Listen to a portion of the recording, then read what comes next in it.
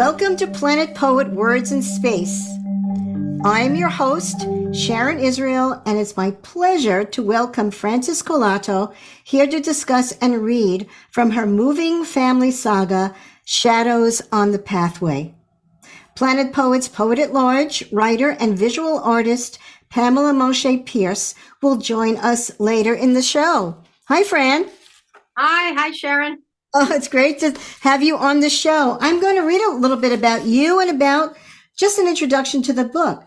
Frances Collato, teacher, reading consultant, educational coordinator, middle school principal, and college dean, among her other professional accomplishments, has written a book steeped in Sephardic and Italian culture, a family saga spanning 70 years. Telling the story of 4 immigrant families that settle on Manhattan's Lower East Side in the early 1900s. Their lives become intertwined when American-born super athlete Joey Collato meets Lena Levy in 1932. This is Fran's story. And Fran, you've written this book. It's also my story, my family story, because we are cousins. We share the same great-grandparents, which is so wonderful. And Fran, before you read your opening section, could you give us a brief introduction to the reading? This reading takes place when my grandfather, Nisim, is trying to make his way back to his home in Corlew after he had been conscripted into the Turkish Ottoman army. He was captured by the Greeks during a battle, and he was made to live with a Jewish family in Greece and told not to return home. But he became restless, and now he's on his way home through a war zone. Okay. So this is August 1913. Nisim knelt at the stream's bank. Moonlight reflected off rocks at the water's bottom, and the light seemed to come from them instead of from above. He quenched his thirst and then sat against the trunk of a conifer. How had his safe, predictable life become fraught with so much danger and uncertainty? Nisim was proud of his Sephardic heritage, but he equally loved Turkish culture. Together they comprised his identity. After 4 centuries in this land, Sephardim still spoke Espanol, cooked traditional Spanish dishes, sang their much-loved romances and canticas, and practiced age-old Spanish customs. What would it be like to start over with nothing in a place where the culture, customs, and language were unfamiliar? Nisim stood to be on his way and then remembered. The Ottoman military has its command post in Corlew. The city will be crawling with military officers. To get in and out unnoticed will be fraught with peril. In spite of the risks, Nisim trudged off into the night, continuing his homeward-bound journey. What a great introduction to your book, Fran, Shadows on the Pathway. And Fran, would you briefly tell us, this is about Nisim. He's a Jewish man living in Turkey, and he is a Sephardic Jew. Could you explain briefly what a Sephardic Jew is?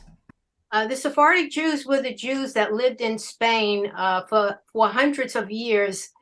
And then when Queen Isabella and King Ferdinand decided they would make everybody convert to Catholicism, they demanded that the Muslims and the Jews living in Spain, who were an integral part of the society, convert.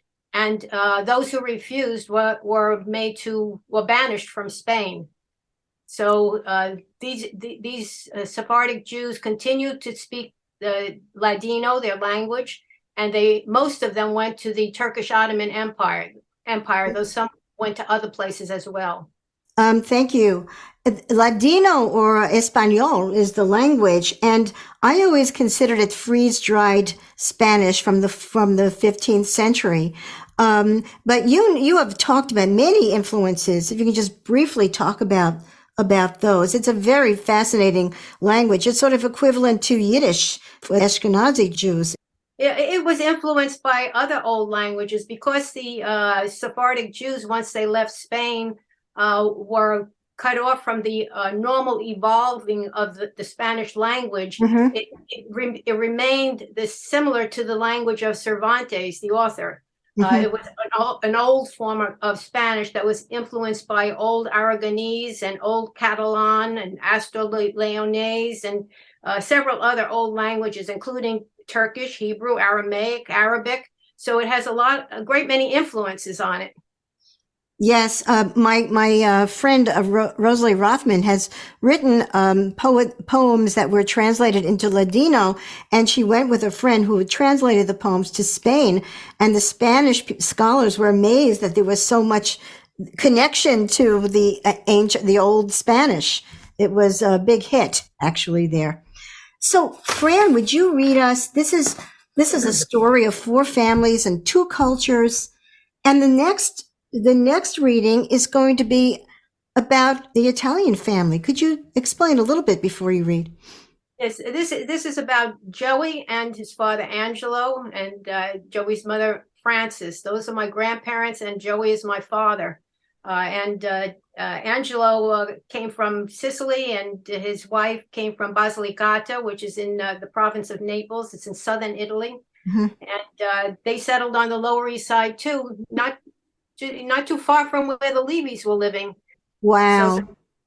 So this reading is an introduction to that family. It's from chapter 7. Angelo shivered in the frosty morning air.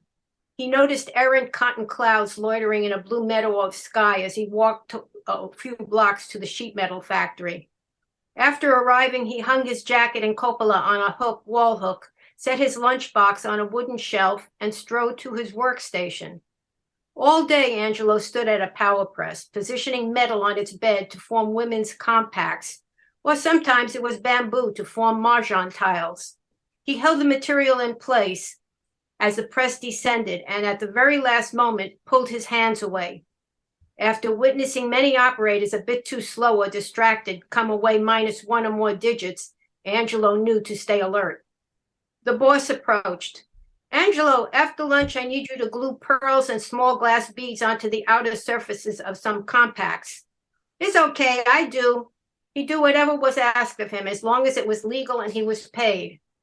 At the end of the workday, Angelo took $15 from his pay envelope, stuffed the bills into his wallet, and slipped the envelope into another pocket. He shrugged on his jacket, put on his flat cap, picked up the lunchbox, and trudged home. He was a good worker, never missed a day, and yet earned little, not enough. Thousands arrived daily from Europe, eager to find work, and so he dared not complain or ask for a raise. Some new arrival might replace him.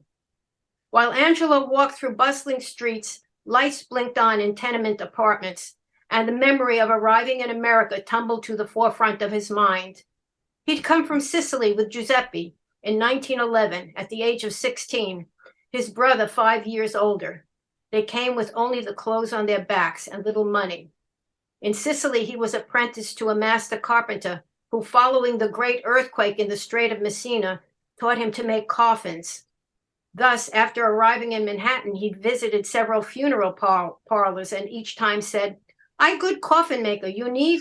But the response was always the same. "Sorry, we don't need a coffin maker."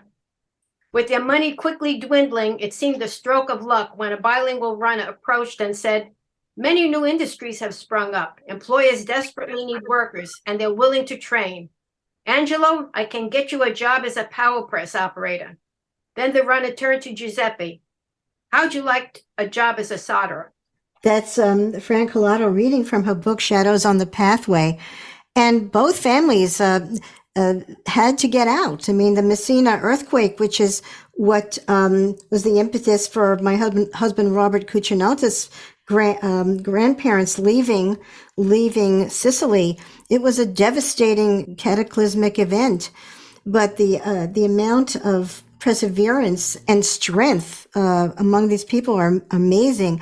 Fran, how is the book structured? You have a structure that gives the reader glimpses of both families, and it's beautifully intertwined. Would you describe the process of how you came to this structure? Their lives were moving along in a kind of parallel manner, chronologically. And so I alternated between telling the story of the Levies as it progressed to, in the next chapter, telling about the Italian part of the family. I went up and back between the two. So that's one aspect of the structure. I selected 3 characters to be the main point of view characters. Nisim is a main point of view character where you're seeing things through his point of view. Joey is a second main point of view character, and I'm a third main point of view character. Yeah. And then there are secondary point of view characters, but they appear as point of view characters only in a few chapters. How did you do your research? What inspired you to do this? Well, I went to a cousin's reunion and met many second cousins that I never knew before. Actually, there were 2 cousins reunions about 5 years apart. And I met people that I had never met before, and became very interested in genealogy. But I didn't just want to make a list of who's related to who. I wanted to know the story. And fortunately, we have longevity in the family. And there were 3 uncles and an aunt and my father all living into their 90s. And so I started interviewing them. I started writing before I even knew the story. And then I'd call them and ask them questions so I could progress with the story. And I must have done hundreds of interviews over the telephone and some in person. Well, thank you so much for that. For everybody who reads the book, and for your family to give them such insight. You talk about Nisim is the brother of my grandmother Jenny, Zimbul. And there's a little section in there about Zimbul serving Turkish coffee, and they talk about her marriage to my grandfather Morris Israel. It's like when you read that, you go, it's unbelievable. Well, I spoke with your aunt. I called her, and she filled me in on some information as well. This is Aunt Susie, my Aunt Susie, right? Right. Yes, right. yes. This is Planet Poet Words in Space at WIOX Community Radio. I'm Sharon Israel, your host, here with Frances Collato, author of Shadows on the Pathway. And the families not only survived, but thrived in the new world. And Fran, would you read from chapter 8, a new business venture, and explain a little bit, if you'd like, before or after, whatever you'd like to do? Well, a few people know that Sephardic Jews were implemental in starting the Christmas tree lights industry in America. So this gives a glimpse of how this comes about. It's our family, right, that did that. Your direct ancestor. All right, from chapter 8. Charles looked at his brothers. Have you noticed how Christmas tree lights grow in popularity? Shopkeepers now use them to decorate display windows, and tree lighting events draw increasingly large crowds. Many still use candles, Nisim said, while lighting a cigarette. Charles nodded, but you can't get fire insurance with candles. Christmas tree lights are still expensive, Solomon countered. Eventually prices will come down, and then sales will surge, Charles said. The waiter set 3 coffees and a plate of Turkish delights on their table. Will there be anything else? Not now. Charles turned back to his brothers. I think one day every Christian home and most retail stores will display a Christmas tree decorated with the strings of small, colorful lights. Solomon smiled. Sounds like you thought about this. Tell us your idea. I know you must have one. Charles nodded. 5 years we've lived in America, working long hours as solders. Are you satisfied with what you earn? It's difficult to meet expenses, Nisim admitted, and the work is boring. Same for me, Solomon said. Nisim, you have a baby, a blessing, and your wife is pregnant. My family and Solomon's also grow. We should provide better for them. I wish I knew how, Nisim said. I think about this often. Charles said, I've made inquiries and even bought a string of General Electric's tree lights and took it apart. To make the lighting outfits requires only simple electrical skills. Nisim looked quizzically at him. Do you suggest we quit our jobs to make strings of Christmas tree lights? We need materials, tools, workspace, startup money, customers. A fellow at the next table leaned over and said, do you have a light? Charles handed him a pack of matches. And what would we live on until we acquired customers, Solomon said. Charles smiled. It wouldn't take as much startup money as you might think. I could teach you to make the outfits. We'd lease space in the neighborhood, work evenings and maybe Sundays initially while we show our strings of lights. We could employ our brothers and other relatives. Let's think about this and meet here next Sunday morning. I'll develop a plan. Charles picked up his cup, saw only grounds, and set it back on the saucer. I see a good business opportunity. That's Fran Collato reading about her grandfather Nassim's business venture in Christmas lights. It's like they were born business people, like they had MBAs. You know, they didn't have degrees in that time, but they were like natural. And it was very profitable, right? They had ups and downs, but it was a successful business. Well, the Sephardic Jews came to America with an understanding of and experience with commerce and trade. Most of the men were educated, so it wasn't. They were business minded, and many of them did start businesses. Incredible. And would you read the Italian business and experiences and striving of Angelo's son Joey, who's your father? Well, this is from chapter 42. Is that where we're going? Yes. All right. This is in 1941. The time frame, and the chapter title is "The Superman Test." That's great. After 2 hours of intensive training, Joey strode to the locker room. It smelled of perspiration and disinfectant. He showered and then dressed in his street clothes. Joey stuffed his gym shorts, t-shirts, socks, and sneakers into his blue sports bag, shrugged on his jacket, and carrying the bag, walked out to the street. While traipsing to the train station, Joey recalled his exchange with Lee the previous week. I enrolled at a civil service training school. A training school, she asked? Yeah, Delahanty is the best known of a handful that prepare men for New York City civil service exams, but the Schwartz-Cadell School was less expensive and has an equally good reputation, so I enrolled there. On such a crowded field, I figured it might give me a competitive edge. When will you attend? Where is the school? Right after work. It's on 13th Street and 4th Avenue. You'll have a long day. If I pass the test for sanitation worker, Class A laborer, and receive an appointment, my salary will increase to $37.50 for a 40-hour work week. The job includes benefits, vacation and sick days, health insurance, pension plan, and I won't have to worry about layoffs. It sounds good, but when will you eat dinner? I'll buy a knish and eat it while I walk to the school. I'll have a hot meal prepared when you get home. Were it not for Mac Gilgoff, you wouldn't have known about the exam.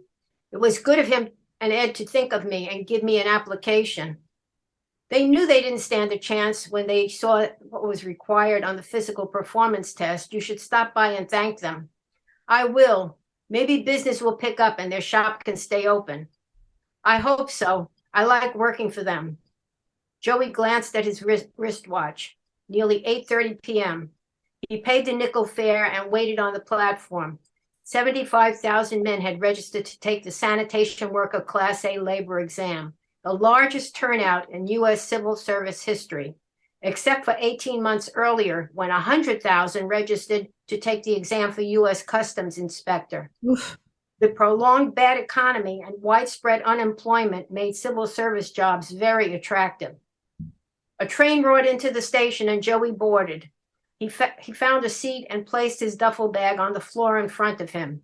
If he scored high enough on the test to place near the top of the list, he'd be assured an appointment before the list expired in 4 years.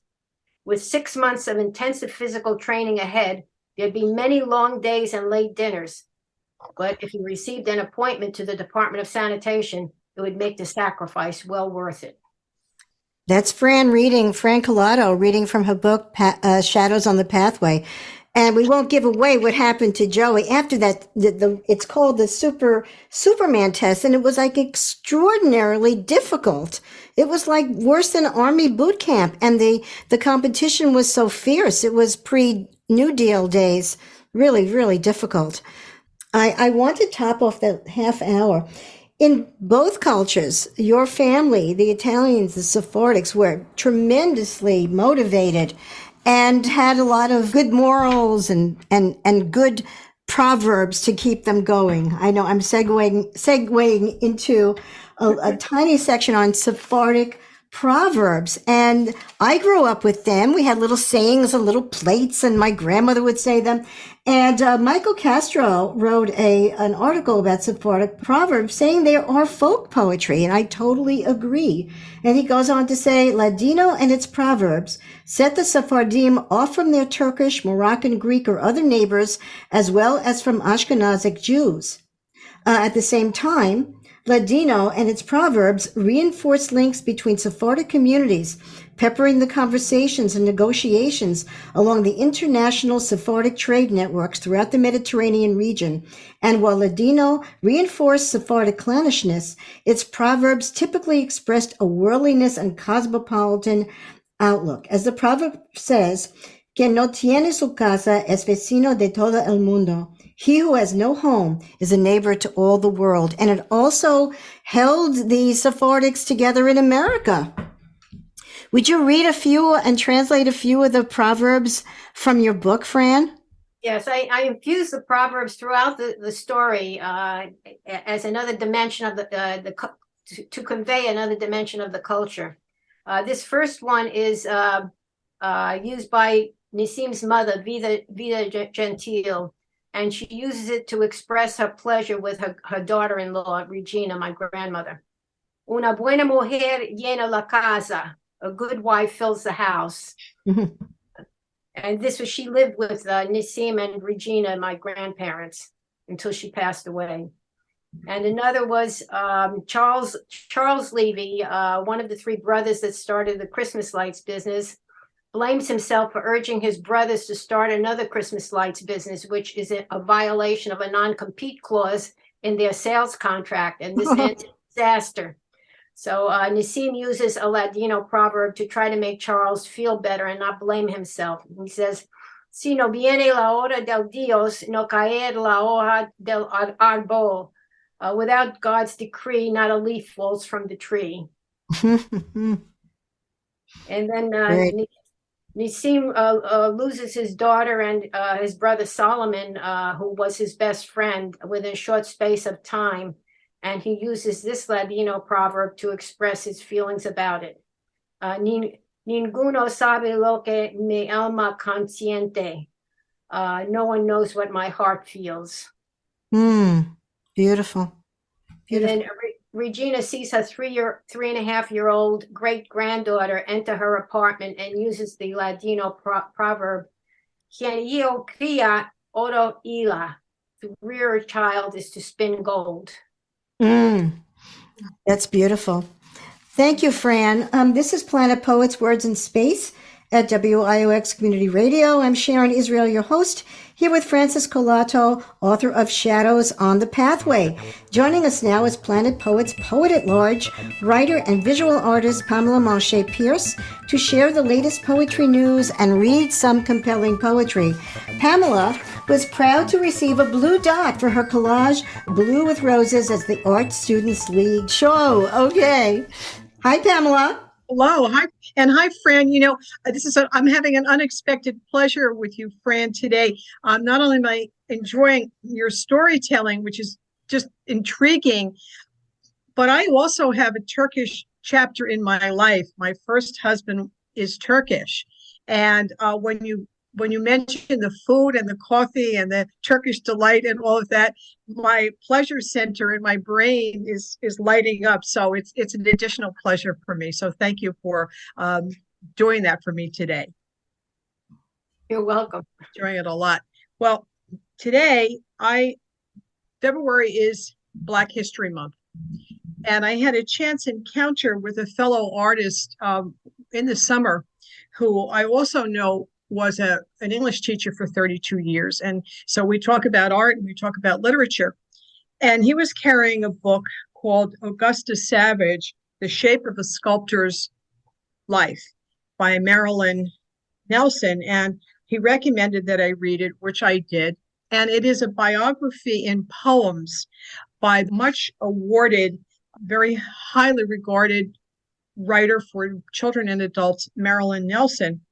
And this is one of those biographies where it's almost a collaboration, because I feel that even though they didn't know each other because they didn't live at the same time period, that the biographer, Marilyn, really knew her subject and felt great love for her. The sculptor, Augustus Savage, was very well described in a New York Times article a couple of years ago by Jeffreen Hayes, Dr. Jeffreen Hayes, an art curator, when he said, this is a story of a resilient Black woman whose greatest works have been lost, but who made a life as an artist, teacher, arts center director, and community organizer against the backdrop of Jim Crow laws and the Great Depression. What a life this woman had. And she never gave up. She had innumerable tragedies, suffered great personal tragedy and prejudice, and valiantly kept working and making beautiful sculpture, and was a central figure in the Harlem Renaissance. One of the things that I like very much about this book, and I think you would like it too, and I hope people will pick it up, is that Marilyn Nelson really opens up the poet's toolbox and does a variety of things that are interesting. Not only is the poetry ekphrastic, because she's writing very much about the artwork of the sculptor Augustus Savage, but she also brilliantly creates concrete poetry, which are objects. The definition is objects composed of words. She does it better than anyone I have ever seen. She has a knockout map of Africa in the book. She has a hand. She has a tree. So the poems are shaped like the objects, correct? Are shaped like like these different objects, and she does a fantastic job of it. The other thing that I really like that she does is, and we often talk about this here on Planet Poet, is the poet's ability to make something out of practically nothing, or something that you wouldn't even think about. And I'd like to read an excerpt from Strut Miss Savage.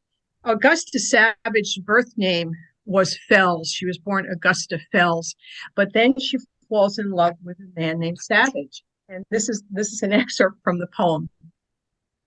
What girl wouldn't marry a guy with such a terrific name, who, given a choice, wouldn't toss off her surname like a wedding bouquet and become a savage from now on in?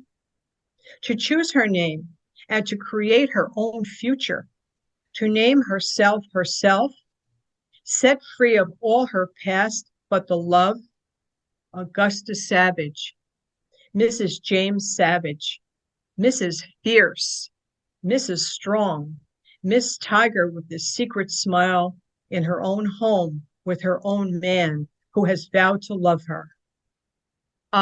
So that's beautiful. That's great. That fabulous? Yeah. And the poet took the name and ran with it. Yeah, she did. She did. With it. I thought that was absolutely great. I have a question. Sure. How did the Harlem Renaissance get its name? And was it just in Harlem, or did it expand further than Harlem? It expanded around the world. And there was a migration from the South to the North after the Civil War, and many creative people wound up in the bigger cities, African Americans, like Chicago and New York City. And they congregated there, and musicians and writers and photographers and theater people. I mean, you can think of all of them gathering there. It also was exploding in the Caribbean, which is, we don't know that much about it. We know more about American history. It was exploding in the Caribbean, and its influence went all the way to Europe. When you think of jazz, the jazz scene in Paris between the 1920s and 1940, that was very big. And Picasso in his studio making art that was influenced by African masks. So there was, the idea of African culture and its beauty and the excitement of it was rising in all over the world. And it's Josephine Baker too, correct? Josephine Baker and all the jazz musicians that were there. So it was not only, but the epicenter really was in Harlem. And Augusta Savage opened a studio there on 137th Street. So she really had a piece of it, and she was at the center of it. Thank you. Thank you. And in reading this, Augusta Savage, as I said, had so many obstacles in her life. For example, she got a scholarship to study a prize in Paris or in Rome, and two things happened. One place, I think it was in Rome, they found out that she was African American, so they canceled her. They wouldn't let her come. And then the other place, she couldn't raise the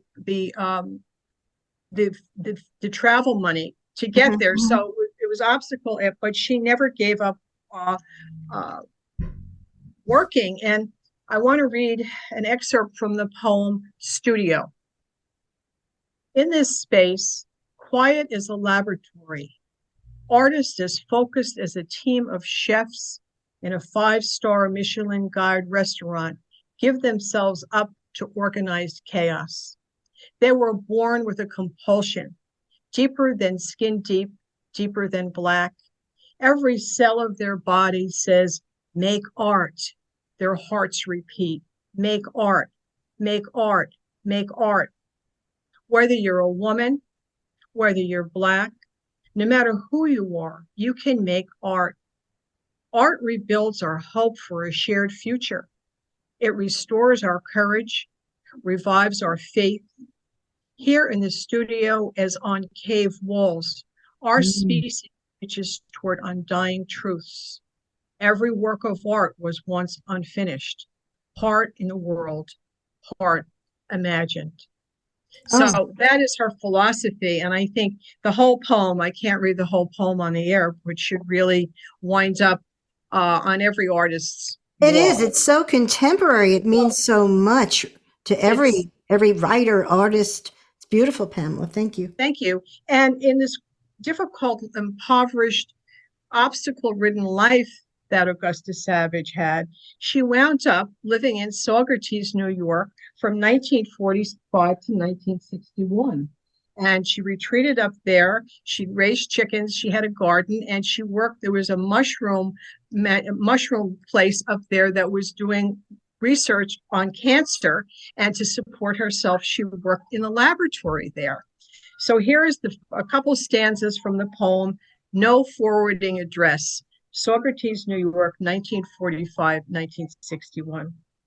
Miss Savage doesn't live here anymore.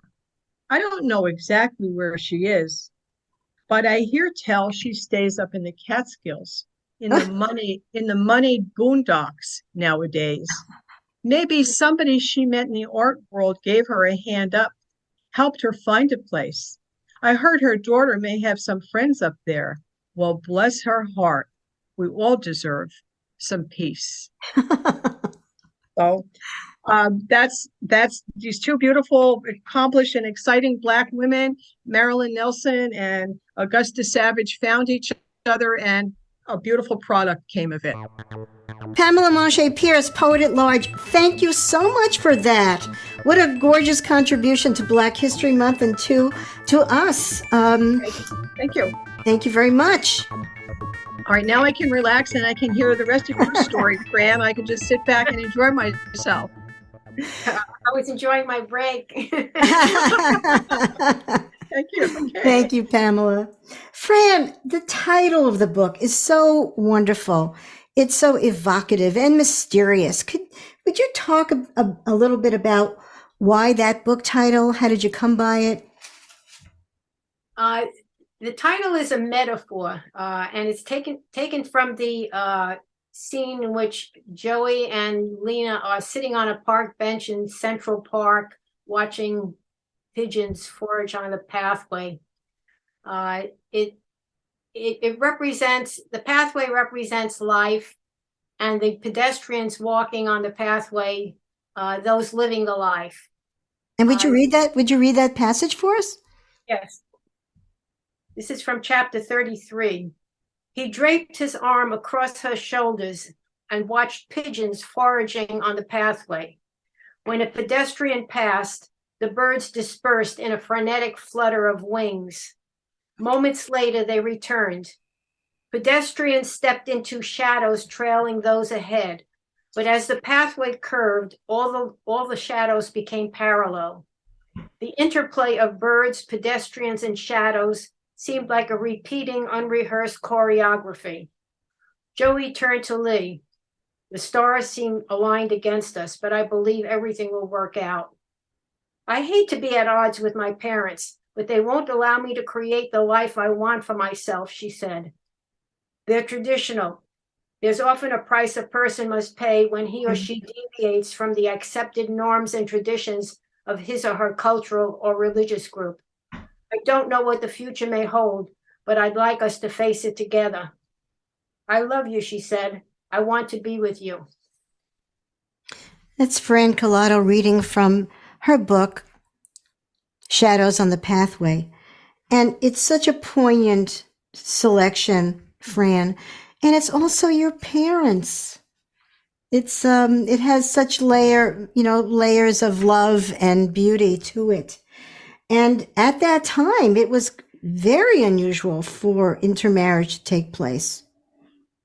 Yes, it was. The times were quite different than now, and the traditions were very strongly held, and people just didn't deviate from them. They had to have a lot of courage in order to deviate. Your mother, Lena, which is also my mother's name, originally Luna, but they Americanized it, had tremendous courage. I don't know how she did this. I don't know how she did it either. Really, it is just unbelievable. And it's both of her parents. They didn't expect her to develop their own courage and their own personalities to manifest in this particular way. Could you read us from chapter 34, Runaways, for us? Yes. Regina set her shopping bags on the table, removed her coat, and then put groceries away. Afterward, she passed through the living room and saw Jaime sleeping on the sofa. Regina walked to Lena's room. No Lena. She hung her coat in the armoire, returned to the living room, and roused her son. Where Lena is? Jaime rubbed his eyes. Why, ain't she here? I must have fell asleep. Later that evening, Nassim stood at the living room window looking down at the street. He glanced at his wristwatch. 1 minute before 10, Lena's curfew. She never exceeded it. In the kitchen, Regina muttered in Espanol, our relatives will think I did not raise her right. Nassim shook his head. This young man has no money. How will they live? Albert sat listening and then said, yesterday, Lena picked up my graduation and bar mitzvah pictures from the photographer and delivered them to me. Won't she come home tonight? At that, Regina stormed through the room screaming in Espanol, I will drink iodine. God help me, I will drink iodine. Albert had never seen his mother so agitated, and he began to cry. At the slightest family discord, his mother would always say, Albert, go visit Aunt Jenny, or go to Uncle Isaac's, or visit Uncle Charles, and he would leave. Nassim caught up to Regina in the second bedroom, just before she reached the bathroom. He placed his arm firmly around her shoulders and steered her back to the living room. No one will think this was your fault. Then to Jaime, Nassim said, get a glass of water for Mama. Regina sipped the water and then through clenched teeth hissed, my daughter is dead. I have no daughter. The ferocity with which she uttered the words sent a chill through Nassim. Just then, Louis returned home. Sensing something was amiss, he said, what's going on? Your sister ran away to be with her Italian boyfriend, Nassim said. I've got no use for her. It's so dramatic, but that's the way it was. It was. It was not exaggerated. This is the way. It was, very volatile emotions, and it was very wrenching. You really paint every character with compassion Fran. And that's a real achievement to be able to do that. The reader feels for everyone in this situation. And it was a difficult for a girl, for a daughter, to defy her parents like that. And your mother did. And you have a very interesting chapter on that explains the status of women and men in this culture, in your family, in our family. Would you read from, if you want to explain a little bit, or just go into reading chapter 28, spring 1933? Yes, I'll read from that, and then we can talk about it if you'd like. Sunday, Lee entered the living room and found her father reading his weekly, her mother crocheting, and Louie reading a book. Pa, in the fall, I'd like to attend Seward Park High to study bookkeeping and office management. Louie looked away from his book. Send her to trade school. If she becomes a secretary or bookkeeper, she'll only end up on the lap of some boss. Regina turned to Yasim. We should listen to Louie. He knows how things are in this country. Nisim nodded and looked at Lee. Some men would take advantage of a young, pretty girl. Lee recalled attending Hebrew school for 6 months at Louie's suggestion. She hadn't minded, but this was different. Lee sensed what was about to happen and felt powerless to prevent it. Why do they always listen to him? Doesn't what I want matter? There's a trade school for girls on East 22nd Street, Louie said. It's part of the public school system. She could walk to it. The following day, as Lee walked up to Joey at Recreation Rooms and Settlement, he held out a white chenille S. I'd like you to wear my varsity letter, he said. I'd be proud to wear it. I'll sew it onto my navy blue sweater. It means we date exclusively. Lee smiled. I know. Then sounding dejected, she said, Louie told my parents they should have me attend a trade school instead of Seward Park High. They decided to do it. I'm so disappointed. Joey shook his head. I'm sorry. It's hard to believe they'd listen to him about something that concerns your life. Thank you, Fran. Yeah, it was, that's the way it was, but it was very, very patriarchal. I don't know if that's the Turkish culture, the Sephardic culture, or just a general culture. I think for me, in my family, there was more of that, more of the patriarchy. I remember my great uncle really lorded over the family, and it was, if he said no, it was no, and his kids didn't do very well. It was very hard, very hard. But could you talk about a little bit about Regina and about the women that lived, that came over? Regina came over from Turkey. Well, Regina was illiterate, and she spoke very little English. Many of the immigrant women that came from Turkey were not educated. The men were, but many of the women weren't. Mm-hmm. At one point, my grandmother had told my mother that she started going to school, but children threw rocks at her because she was Jewish, and then she stopped going. And so she never got an education. And it was a ghetto-like environment on the Lower East Side. So they didn't have to learn English. They spoke to one another, and they continued speaking Judeo-Spanish. And they were very traditional. The women cooked and cleaned and did shopping and took care of their children. And the men earned the living. And that's the way it was.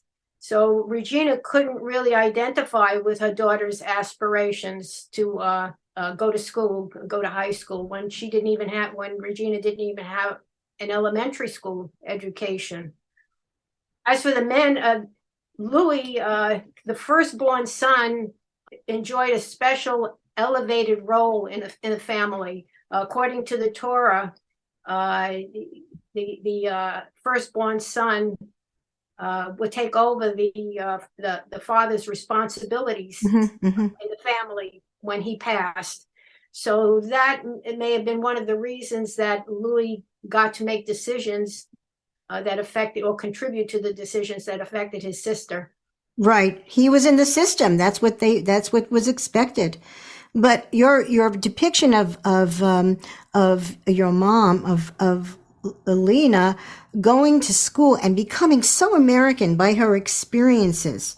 You do that so well that it really it explains and deepens the reader's understanding of the clash between Regina and her daughter. And Fran, the way you structure the book, you make an entrance in the book in chapter 49. Would you say a little bit about that and read the section, Remember Her, from Remember Her? In this chapter, I'm about 2 months shy of my 4th birthday. It's the end of World War II, and my father is going to be coming home from the Army Air Corps on the day that this is taking place. So it was December 1945. Lee flipped the light switch at the head of the stairs and then turned to her daughter. You'll wait in the cellar and I'll call you when Daddy arrives. He hasn't seen you in a long time. You'll surprise him. He's coming from Mitchell Field. It's not far. While holding on to the wooden banister, Frances descended the steep staircase.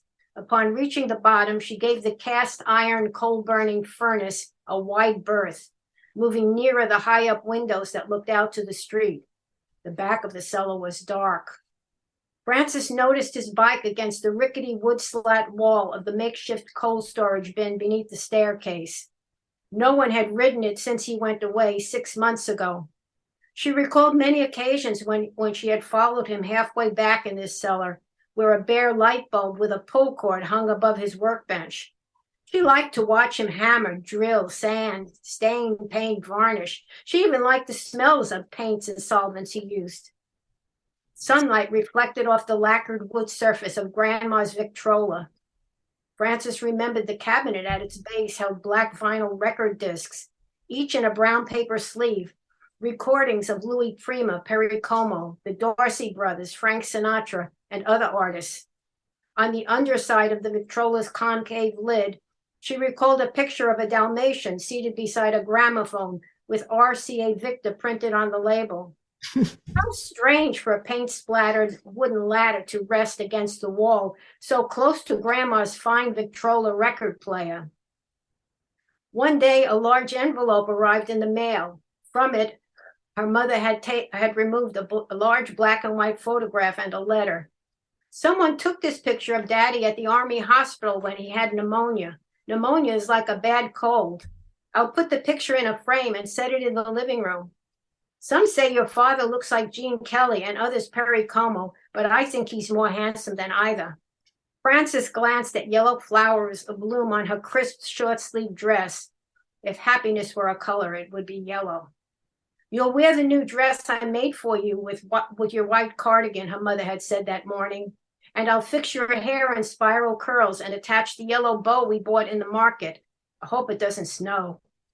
You can come up now, her mother called from the top of the staircase. As Frances climbed the stairs, butterflies flit about in her stomach. He always called her babe and not by her name. After so much time had passed, would he remember her? Oh, that's great. Thank you. Really wonderful, Fran. Such detail. And that's from your memory, right? You took everybody's oral histories, but you took your own history and you made art out of it.